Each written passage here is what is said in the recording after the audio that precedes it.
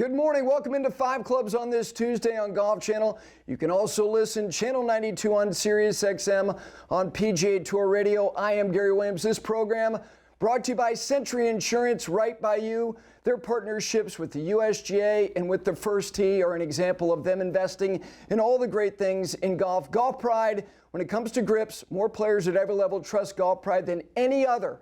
Peter Millar, wherever you may be going, they are your solution. Performance and style, they've been refining it for the better part of 2 decades. And Pinehurst, Bryson DeChambeau was there yesterday. Why shouldn't you be there tomorrow? There's always a good reason and a good day to be at the cradle of American golf. On this Tuesday, you know, when we decided to do what we're getting ready to do, I thought it was a very good idea. 15 minutes ago, I thought it might be the worst idea I had ever come up with. Yeah, that's right. Steak for breakfast for the whole show. Brendon de Jonge, Johnson Wagner. Of course, I'm joking. I love the fact that I've got these two guys, their perspective, because there's so much more to digest based on what happened on Sunday at the 89th Masters Tournament. So with that, gentlemen, how we feeling? Feisty. Feisty. I love it. I love a feisty Johnson Wagner. Brendon, you were in Myrtle Beach yesterday for a great event. Just share where you were, because all these things that kind of have a life off the Masters, and where you were yesterday has been doing this for a long, long time. Yeah, it's an awesome event. I was, as you say, at Myrtle Beach playing the Monday after the Masters, the Hootie and the Blowfish event. Yep. It's phenomenal. It really is. To see all those celebrities in one place. And the chatter about Augusta was awesome. You know, from guys that knew very little about golf to the golf aficionados, everybody talking about the same thing. And then the charitable component of it is just unbelievable. And the way Myrtle Beach shows out for that event, I mean, people coming out of the woodworks. It looked like a tour event. It really did. Was fortunate enough to spend about 7 hours with Steve Smith, which was an experience. He loves golf as well. Agent 89. Yes. I mean, all he wanted to do was talk about Augusta, so it really was pretty cool. How'd you play? I actually played really well, thank you. Did you? I did. I surprised myself. First time I touched clubs in about 7 weeks. I really did. I surprised myself. I hit a lot out the middle. That's great. Darius loves golf, and you know people love golf if they give back to the game that has given him so much joy. Good to have you both here. You guys did your show last night. I was listening. Here's the thing about any Masters tournament, any major championship, it allows you time to reflect, 24 hours, 48 hours. This one is something where we're going to be digesting it for a while. So let me ask you, Johnson, here we are. It's a Tuesday morning. The euphoria and the exhaustion, the combination of all of that, you're on the air, Mike Tirico makes the call, you're sitting right there, I'm listening to you guys, and there's so much you're trying to process. It's Tuesday morning. What still is marinating in your head that can't go away? What is standing out about what transpired Sunday that is just right there for you still? The amount of times Rory had to come back was shocking. I mean, it started on Thursday with the doubles, and it was just every day he was faced with so many different things he had to come back from, and he kept coming back. I mean, you said it, like the first time you counted him out was when he chipped it in the water on 50, on Thursday. Like the first time I thought he was going to win was on after he hit his second shot into 15 on Thursday. Yeah. Like, the roller coaster of emotions was just unbelievable. But I think the main point I have after like reflecting and being clear-headed and thinking about what was so incredible was the fact that he hit so many escape shots from the trees. And he started at Sawgrass on 6 on Sunday in the Players Championship when he hit that slice. And I remember Saturday at Pinehurst, I thought it was going to be windy. I thought, is that spinny golf ball gonna affect him in the wind? No, it makes him better. And it's allowed him to be, the shot on 7 yesterday was Tiger-esque. Sunday, excuse me, when he hit it up over the trees and it landed on the green and almost went in. Would have been better had he made that putt. And we can say that about a few things, but the fact that he can hit these escape shots from trees out of different windows with curvature both directions, I think switching to that, I'm going to switch to a spinnier golf ball now and try to figure it out myself. It's going to take me a while, but I want to play a high spin golf ball now because of what Rory's doing. So here's what we're going to do. We've got you guys for the whole hour, so we're going to try to be as efficient as we can be. And it's going to be a combination of leading to Sunday and then really getting into the nitty-gritty of Sunday, because there's so much for us to be able to examine once again. It's not that people can't do it on Sunday night, but it was so much to try to process. Look, there were a lot of people who thought he was going to do it. You were one of them. You thought he was going to win, and he did. And what was interesting is that each day, it was also not quite as dramatic and as jolting as what Sunday became, but there were things that happened Thursday that made you think he's already out of it because he shot level, but it was the manner in which he did it.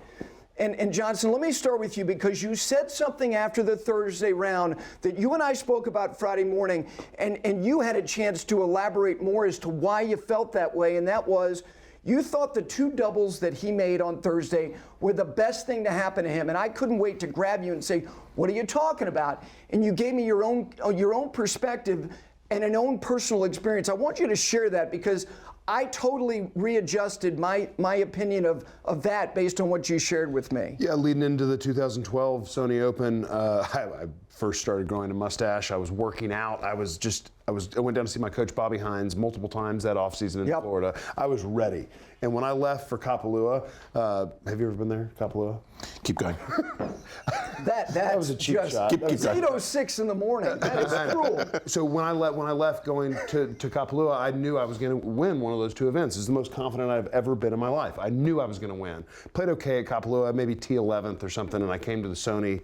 Practice rounds were going great, and I started Thursday. I was 5 under par. I started on 10. I shot 5 under par on the back 9, and as I'm walking from 18 to 1, I started planning my acceptance speech. You really did. I 100% did. I 100% was planning my acceptance, and I'm not saying Rory did this Thursday. Right. But this is from my perspective. This is how it went, and on the back 9, which was the front 9, because I started on 10, I shot, I think, 3 over par and ended up shooting 68, 2 under, and was still there. And I remember thinking to myself after that round, I was like, you're playing great golf. If you think about the acceptance speech one more time this week until you win it, like I was going to punch myself in the face. Like I was just so mentally focused and ready to go. And when Rory made those doubles and I had time to reflect on his round Thursday, I was like, oh, this is kind of the same thing. Like, hey, he's playing great golf. He is playing as good as he's ever played in his life. And the first 14 and a half holes on Thursday were flawless. The shot I argue the shot he hit into 15, landing 6 feet right of the hole, was the best shot he hit all day, and he ended up turning into a double. So I was still, like, I was riding for Rory hard that week, but I was looking for positives in every aspect of everything he did. And then on Sunday, when he doubled the first, like, I felt the same way. I was like, and he even said it in his press conference, the double in some sort of weird way calmed him down on Sunday. Okay, let's go back to whether it be Thursday, whether it be Friday. Early in the week, what were you seeing that made you think, okay, this may be too much, or Thursday was okay, even though historically, outside the top 10 after the first day it really has been a disqualifier. Oddly enough, it just has been, with Tiger being the only guy after one round this century to come back from outside the top 10. And by the way, in 2019, he was 11th. What did you think after Thursday? Well, that's very interesting hearing that perspective, because I was on the complete opposite side. When he made those two doubles on Thursday, I was ready to write him off, especially on 15. When he chipped that ball in the water on 15, and then he took it all the way to the other side, to the drop circle there, leaving yourself that incredibly difficult shot. That to me showed that Rory's mind was kind of spinning. There wasn't a clarity of thought where, hang on, I can weigh up my options. This shot's a whole lot easier than taking it to the other side. So after he made that double at 15 and then backed it up with that double at 17, I was thinking to myself that the magnitude of this is too much. He's not ready to deal with everything that it's going to take for him to get through 4 days and win this tournament. All right, let's go to Friday morning. I just happened to be right around the first tee when he was walking to the first tee. I believe it was 9:58 was their time on Friday morning. And I'm careful not to read body language or facial expression. I don't know that he looked any particular way. And he goes out, and I thought the front 9 was kind of what it needed to be honest, because I really think whether it's starting at 4 through 7, or you want to say 5 through 7, depending on where the tee is on 4, I think that's the hardest stretch on the golf course. Yeah. So because he didn't just suddenly blitz the first 9, didn't make me think, well, he's got nothing. What about Friday? What are the things that stood out? Obviously, at the end of the day, he's 2 shots back, and it's like, okay, That is taking a punch, which he took on Thursday in responding. What stood out Friday? Yeah, I had the pleasure to work with Brad Faxon all week. Yes. Live from, and he's Rory's putting coach, and like having his internal, like I had some insider information. And, yes. And it was all, Friday was all about like just not making any mistakes early. And Brad, when Rory made that birdie on 2, which was, he didn't hit the green in 2. I think he was in the fairway bunker laid up and wedged on, made birdie. I was out there. It was a wonderful little short pitch to what was kind of a back right pin, had about 6 feet. Yeah, and Brad, as soon as that putt went in, Brad was like, all right, he needed to make that birdie, and we're just patience on this front 9. And his patience, like his mind and his look was so unbelievable all week. Like even when he chipped in on 2 on Saturday, and I'm getting ahead of it, but like he fist pumped and then he was stoic. Like he controlled his managing face. Energy. He managed energy, and so I think the patience he showed on that front 9 on Friday was the most impressive thing to me, and that birdie was crucial on 2. Okay, how about Friday? The things that stood out for you to get himself, literally launched himself right back into the mix. Yeah, I think exactly what you said. It was key for him to get off to a solid start. It had to be a solid start. If he'd come out Friday and made a bogey early, it was going to be tough. I mean, you just finished the Thursday round the way you did. If you come out and make a bogey early, it was going to be tough. But getting that birdie on 2, and then didn't make a birdie for a while after that, but was in play the entire time. Wasn't putting a lot of stress on the game. And then, I mean, finished the round the way he did and got himself exactly into the spot he needed to. Okay, a couple moments on the inward 9 on Friday that stand out for you. I mean, clearly the eagle on 13, and then it was just like this wave of emotion. He eagles 13, and then he blocks. He spoke about it after the tournament, like 7, 14, yes. and 17. I was on pins and needles all week watching him. He kept pulling 3-wood. Thursday on 14, he pounded driver down there and had like a flick of a wedge in, and then Friday, after making that eagle, he hits 3-wood and hits it so far right into the trees that I was like, what are you doing? But the recovery shot from had there, a window. It was. I felt like 13 was huge because he hit it right, obviously, of his target. That ball, yard right of where it goes, it kicks that way. It was almost like he's like, hang on a second, there's a really good break. Things are maybe going in my favor a little bit. Maybe this is going to go for me. The thing you said about the shots that you referenced, the shot on 6 at the Players, I'm with you. That is a level of artistry that is different. I would even go back to Thursday at the Players when he hit the shot on 18, which was his 9th hole, to that front left pin on the ground.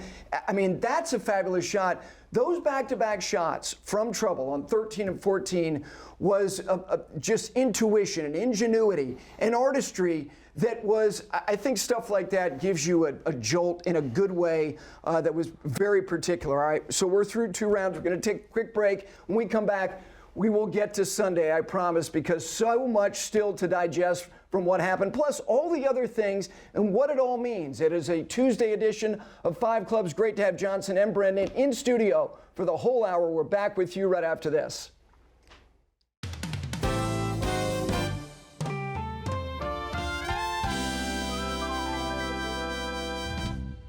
Welcome back in on this Tuesday. It is 5 Clubs on Golf Channel. Please listen as well on the PGA Tour Radio Network, Channel 92 on Sirius XM. You hear these guys on Monday nights, Wagyu Filet. It's great to have Johnson and Brendon for the whole show on this Tuesday to continue to kind of reflect, digest, and look ahead a little bit based on what happened in the 89th Masters tournament with Rory completing the career Grand Slam. So what we've done, we've gotten through 2 days. So we go to Saturday, and what transpired on Saturday with what he did to start the round was something we can watch major championship golf for the next 50 years. It just doesn't happen. 6 straight threes. So, Brendon, let me start with you. When he starts the way that he started, and Johnson already pointed out, he was doing a really good job of managing energy. Mm-hmm. He's not afraid to emote and fist pump. He usually reserves it for later in the golf tournament. But what about Saturday early, the things that stood out for you? Because there was a lot. Oh, I mean, I was driving and I was actually listening to you guys in the car. and it was 1-3, and then another 3, and then another 3, and another 3, and just something that we don't ever see. And I was like, you know what? This guy is just absolutely unbelievable. I didn't know what he was going to shoot when he started like that, but I know, obviously not watching it, but I could get a pretty good feel from what they were saying. He did do a really good job, as you say, of he'd get really fired up when he hit a shot that he wanted to, whatever, and then he'd come right back down.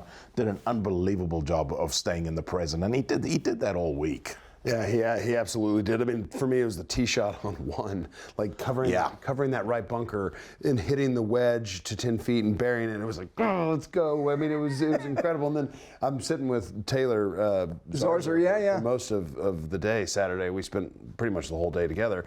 Not pretty much the whole day together. And we just kept, like, every time he did anything, we were just hitting each other like little kids. We were so excited. When he chipped in on the chip in on 2 from over the back of the green, dribbling in. Had it missed the hole, it would have been a tap in. So it was like 3-3. I think the highlight though was the par putt he made on 6, back left flag. Not the highlight, but the most important. It runs that putt way by, and he made a 10-footer coming back on 6 that he just drilled into the middle of the cup, and you were like, oh my God, like. Rory's going to win this golf tournament by 15 strokes at that point. I would even go 4. He hits it over the flag to the back, ran it by 8 feet.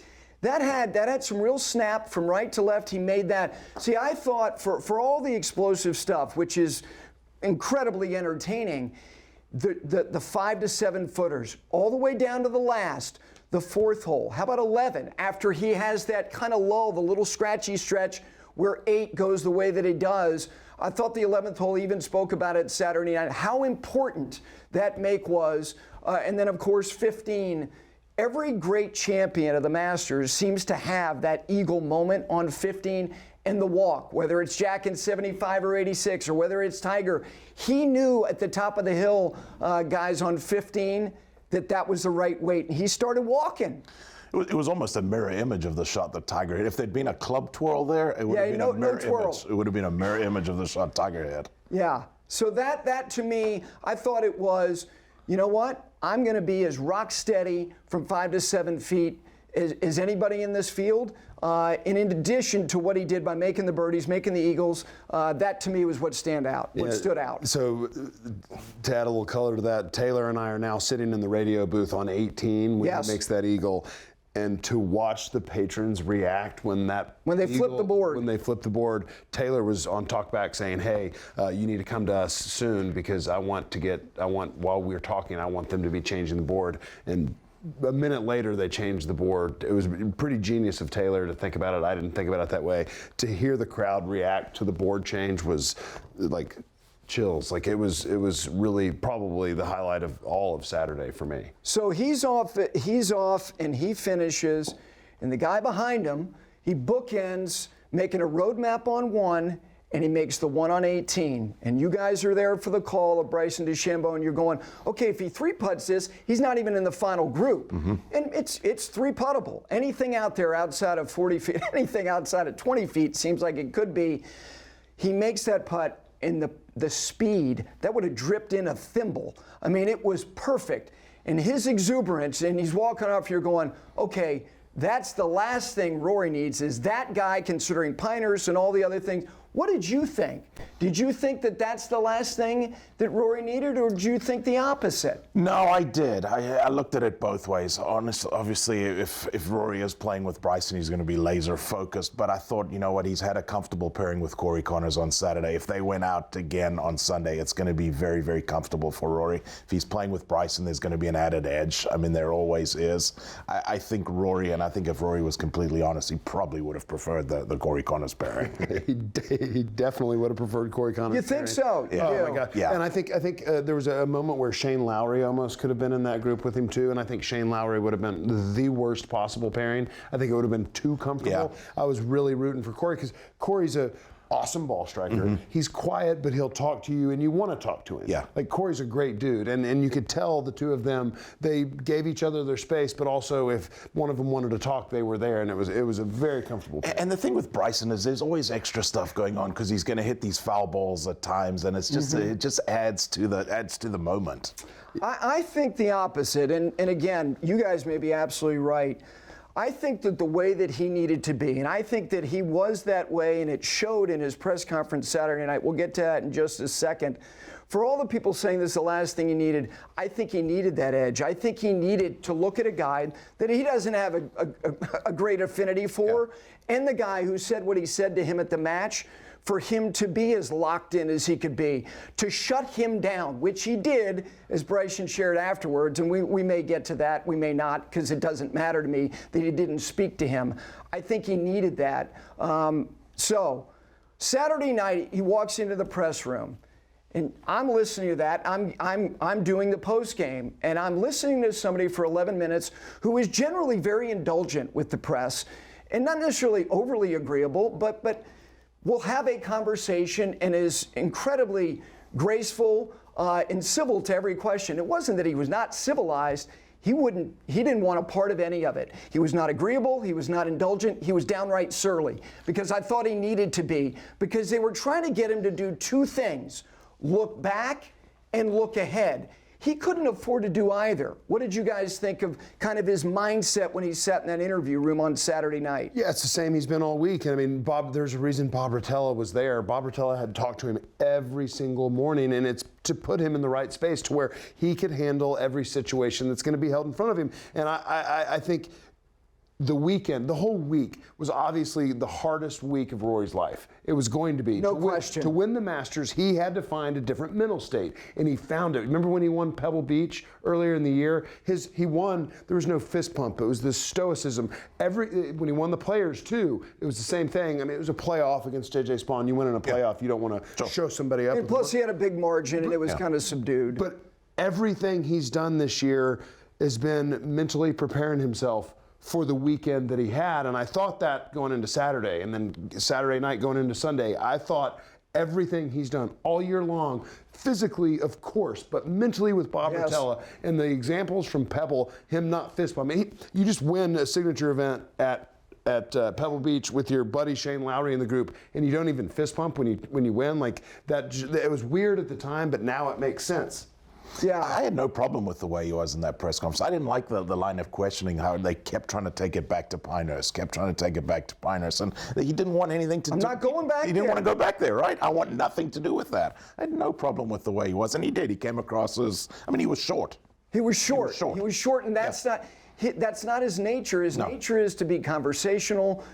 He's a good listener, always has been. But that was not the time nor the space for him, especially, and I understand it's obligatory. What could this mean? My goodness, there's not a chance in heaven that he is going to that space for him to get there. It's going to be the longest walk of his life. So Sunday, let's just go early before we take a break, and then we'll really dig in here. The first hole, another double. So he's walking off the first green. He's now tied. And you're on the air, and your thoughts are? I'd like to take one quick step backwards on why the pairing with Bryson was so difficult for him. When you're nervous and when you're playing in a situation that makes you uncomfortable, the best thing you can do is talk to somebody. I remember Matt Hauser, when I was playing in contention one time, my old caddy, he told me, he's like, we're going to have fun today. We're going to talk. If you're in the crowd, talk to the crowd, talk to me, talk to everybody, talk. And so, because it gets your mind off of what you're trying to do. So for him to be paired with Bryson DeChambeau, I feel like knowing you're not going to speak to the guy, other than the handshake and maybe the good shot, but you're not going to walk down the fairway and have an intimate conversation with him. I think Harry Diamond finally proved his value to Rory on a Sunday in a major, because it was just him and Harry out there, and having your best friend to talk to after the double on one. I think it was like, oh, I get it. Rory, like, not that any other caddy couldn't have that conversation, but I do think it was really important I think that's why it would have been better for him to. That's why it would have been better for him to have Corey. Bryson was the hardest pairing that Rory possibly could have had. I don't disagree on that. That there's no doubt to me it was the hardest. I just think psychologically, in a way, it allowed him to be the way that he needed to be, which was incredibly edgy. But again, it certainly, whether it added an element of nervousness on top of how much anxiety he was going to be feeling anyway, after the first hole, what did you need to see from him? Well, I needed to see him hit a good tee shot on 2, which he didn't. Which he did not do. No, I was ready to write him off again after the first hole. I really was. So you're already on the, oh my gosh, this might be too much. Yeah, and not only the double, but the way he made the double. That first really putt, clunky. Clunky. The first putt, he runs it 8 feet by, 9 feet by. I'm like, man, he doesn't have his nerves in check right now. Like, the gun went off in his hands. And then again, I mean, honestly, for this week, for all of Rory's unbelievable physical attributes, resiliency might be his biggest thing. It really might. It's an extraordinary combination of resiliency, but also fragility. Like, the only way that you can display resilience is to also display vulnerability, which he has. And I think a large part of that is because of what this has been, this 10-plus year build to this.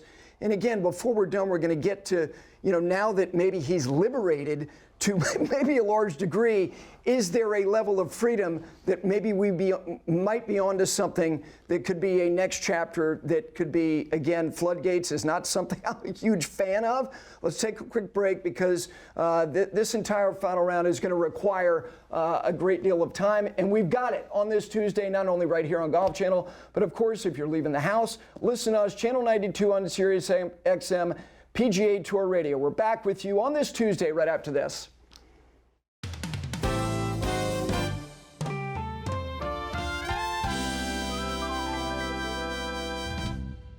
Back in on 5 Clubs, bottom of the hour on this Tuesday. Great to have steak for breakfast, Wagyu Filet, their show on Sirius XM Monday nights at 8 Eastern time. Of course, a big part of Live From for Johnson all week. And then on the Sirius side on Masters Radio, you were part of the broadcast. You were part of all the pregame stuff early in the week. You also do a lot for PGA Tour Live as well.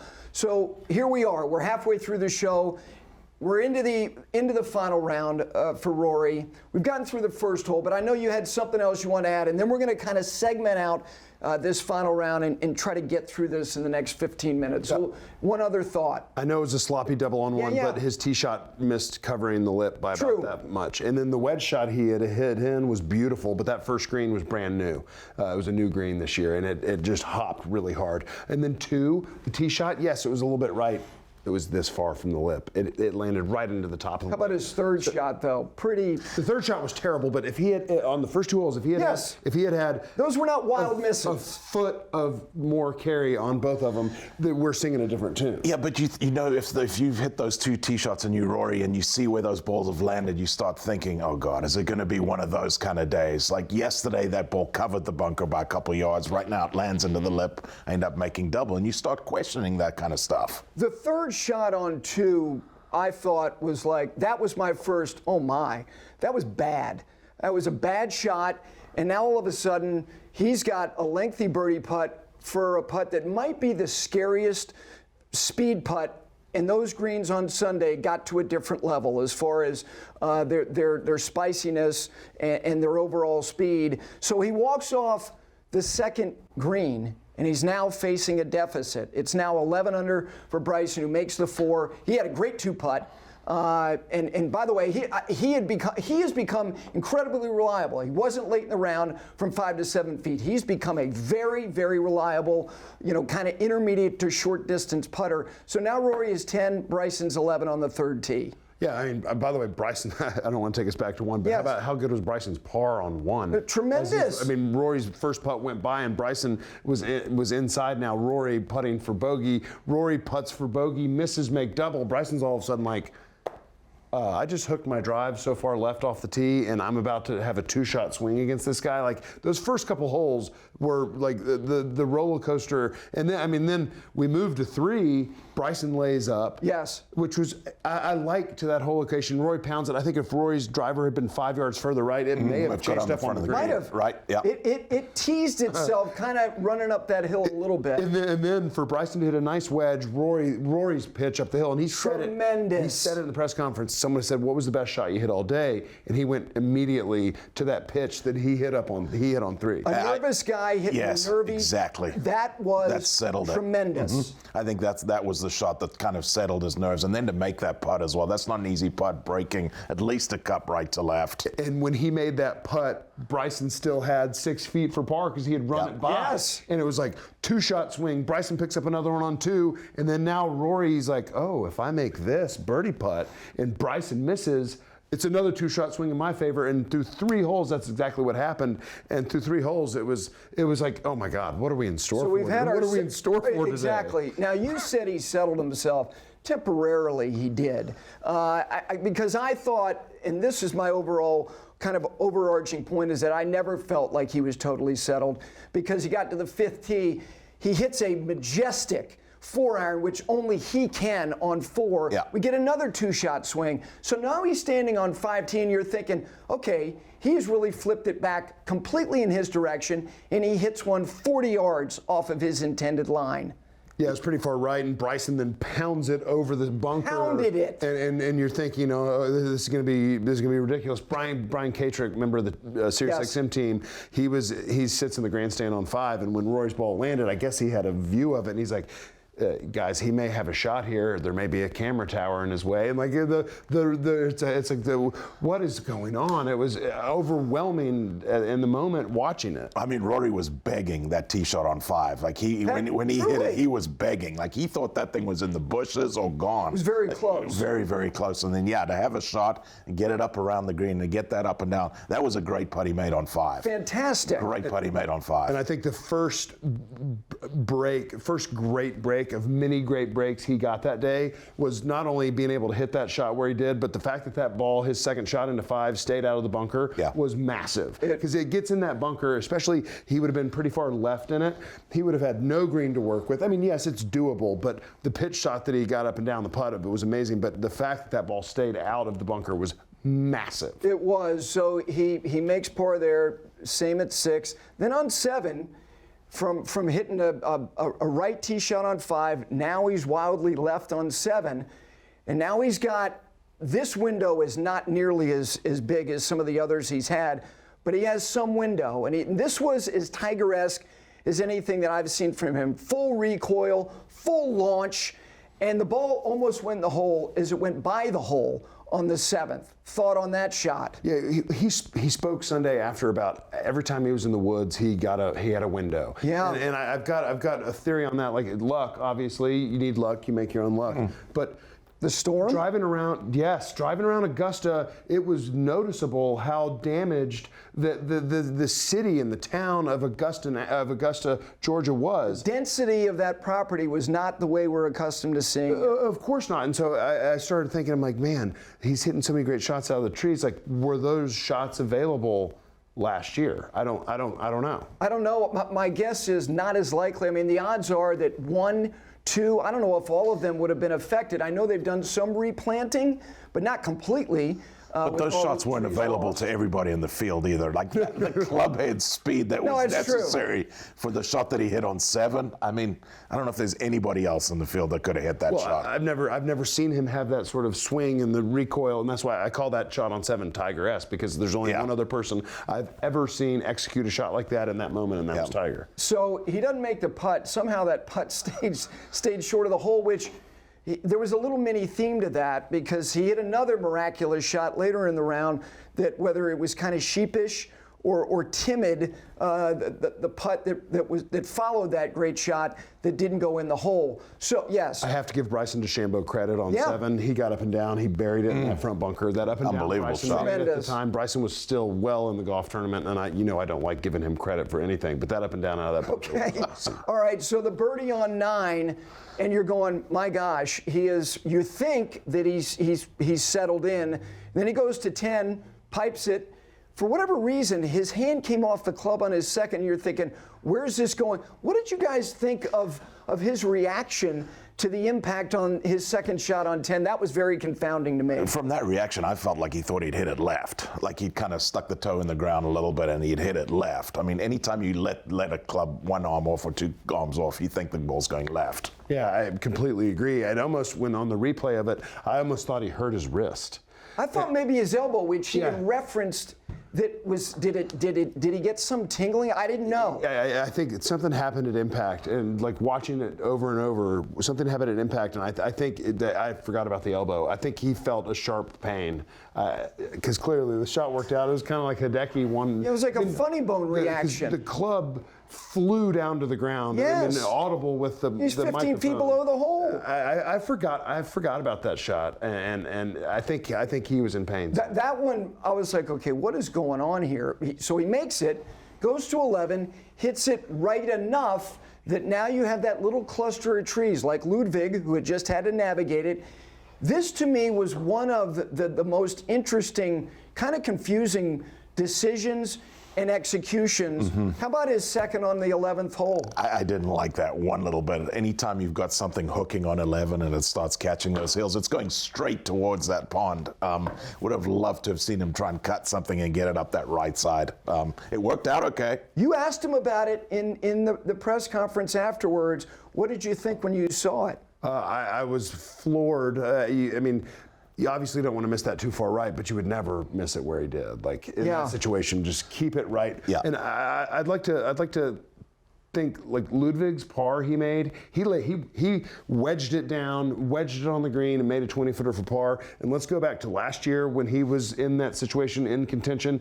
He rinsed it on 11, made double, and cost himself the tournament. Basically there, he would go on to finish second, but that's where it took Ludwig over. But so like Ludwig's maturation to make that decision to lay up was like awesome. That dude's winning a green. This is not a bold statement, but Ludwig's winning a green jacket because he was able to adjust and learn that golf course on the fly. Sure. So that was my big takeaway. But Rory's staying there, I was like, that's Freddie Couples 92. That's a massive on break. 12. It was a massive break. But it also made me think, like, why was that the decision?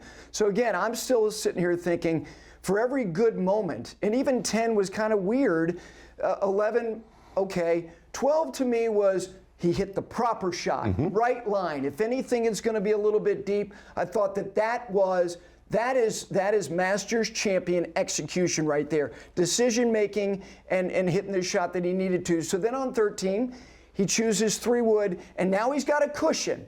You guys had no problem with him hitting 3-wood, right? I had no problem with him hitting 3-wood, and we had a discussion about this last night. I still would have liked to see him go with the second shot. It was well within range. It would have been probably a good solid 5-iron for him. Why not go make that birdie? You just said the operative thing. It's a 5-iron. Yep.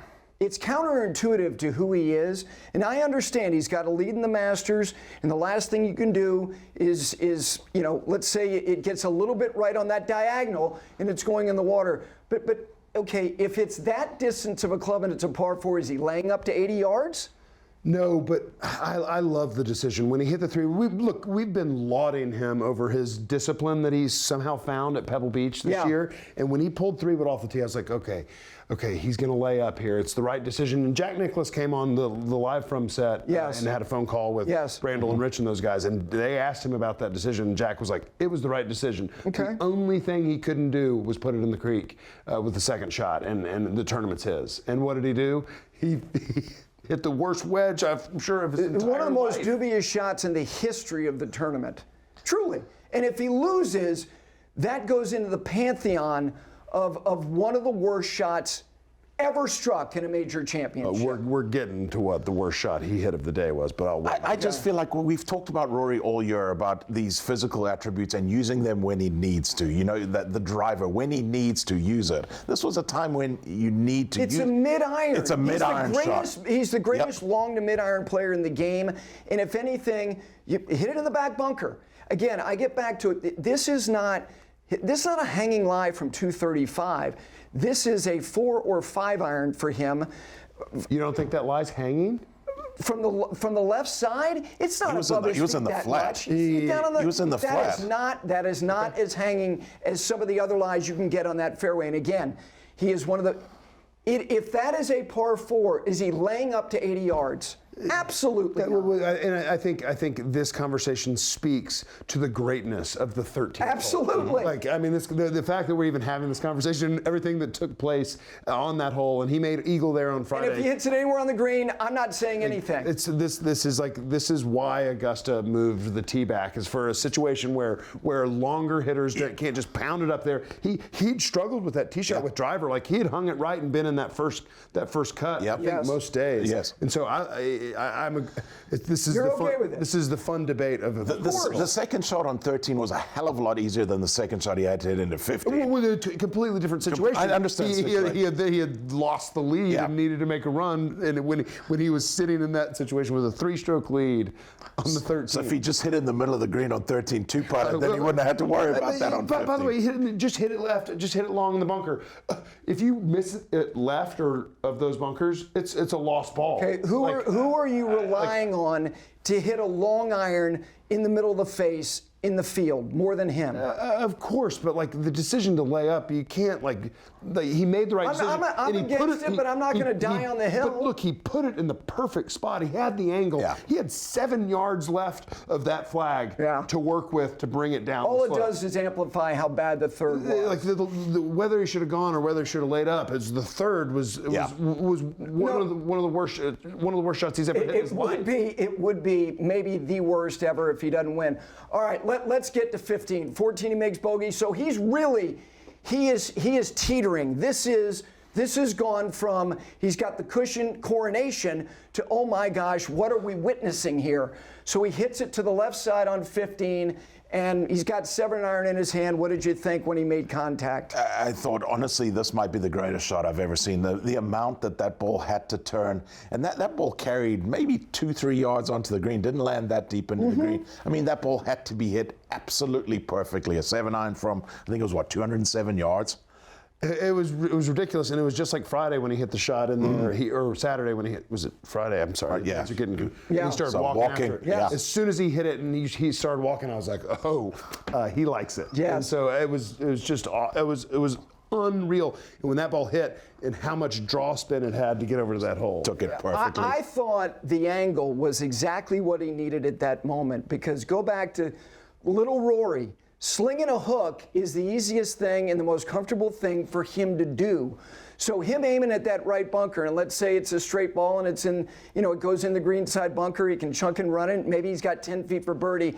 That to me, in terms of him visualizing something where, and I thought there was a lot of steerage out there from him, he could release it and sling it, and at that moment, that angle was kind of the comfort that he needed. He pulls it off, and then the putt was sheepish. And I understand it is a very fast putt, but there was a timidity to that putt that I'm going, oh my gosh, really? So Brad Faxon had talked earlier in the week about when Rory hits bad putts, he comes up and catches it thin. Yes. And Brad, I talked to Brad after the round. Brad, I was like, man, the putt he hit on 18 in regulation, I saw the replay, and it was thin. It was just like you described, and he said all day. Brad was like all day. The putter, I watched him all day, and it was that same sort of, that's why, because he kept coming up and thin. This is 11 feet on 13, 8 feet on 14, 6 feet on 15, 9 feet on 16, and of course on the 18th. Last thing, the putt on 18, you're on the call. Did you think he was going to make it? Absolutely, and the worst shot he's ever hit in his life His was second the on wedge 18. shot. I mean,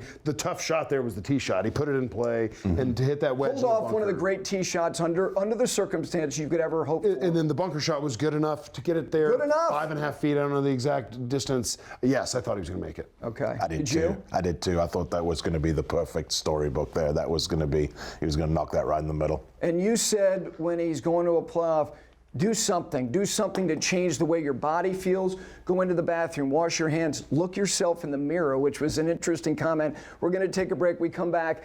We've got, obviously, the culmination, the playoff, and let's kind of put a bow on it in terms of what it all means headed right here in a month's time to Quail Hollow, where he's been okay. We're back on 5 Clubs right after this.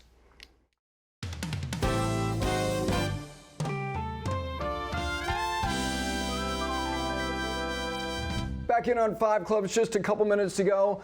This segment brought to you by Pinehurst, the cradle of American golf. They've got new cottages at number 8, the clubhouse at number 10. It's going to be available this summer as well. All right, guys, so he makes the birdie in the playoff.